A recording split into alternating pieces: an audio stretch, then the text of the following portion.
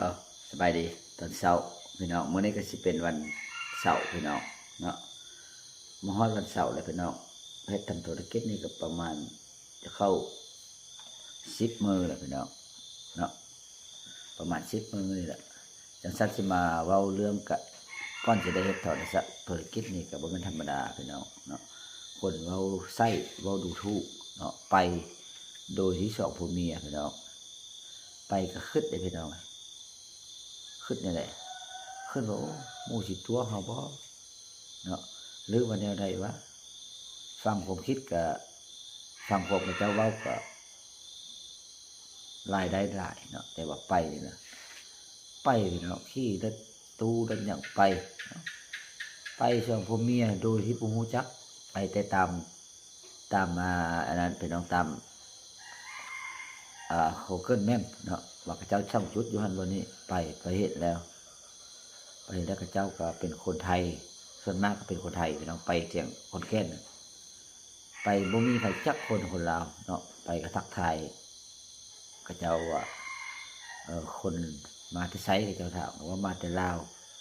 โอ้เขาเจ้าคือมาเก่งเนาะเขาเจ้าใจใส่เนาะว่าฮู้ได้บ่รายได้เนี่ยได้เจ้าจังมาก็ฮู้แล้วค่อยนี่ก็อยากเปลี่ยนแปลงชีวิตแล้วอยากเปลี่ยนแปลงผมฮู้บ่อยากไปรับจ้างรับบ่ายอยากมาให้บอสนี่พาสร้างรายได้ในมือถือว่ะบ่พระเจ้าก็ว่าสองผัวเมียเจ้านี่ใจ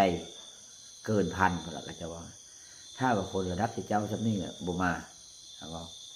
แม่นี่พี่น้องซ้ำว่าคนคือผู้อื่นซ้ำระดับหนังสือก็บ่ได้เมียบ่ได้บ่ไปเด้แต่ค่อยนี่ไปพี่น้องไปย้อนหยังย้อนว่าอยากเปลี่ยนแปลงชีวิตไปมาระยะได้3 ปีแล้วพี่น้อง3 ปี6 เดือนมาพิษเดียวกับเมียพิษเดียวกับเมียเป็นหยังจังพิษพี่น้องเมียนี่บ่ตั้งใจฟังบ่ตั้งใจเฮ็ดเนาะเมียนี่เป็นคนที่ฝ่าเชื่อคนง่ายคนเป้าหูละไปอันนึงอันสองมาเชื่อคนชาวบ้านนักคนเป็นอันนั้นน่ะคนเป็นอันนี้ล่ะฮู้บัดแต่ว่าเรื่องไฮโนธุรกิจเฮาแล้วบ่ฮู้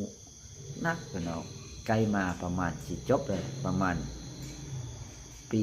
4-5 เดือนมาพิษกันผัวเมียมาเว้ากันได้พี่น้อง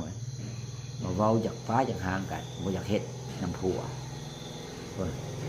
เราบ่อยากเฮ็ดนำผัวเด้อพี่น้องแต่เมียเฮาฮู้อยู่พี่น้องเป็นหยังฮู้นิสัยเมียเฮาฮู้ว่าเมียเฮาไปฟังของคนแต่ว่าจิต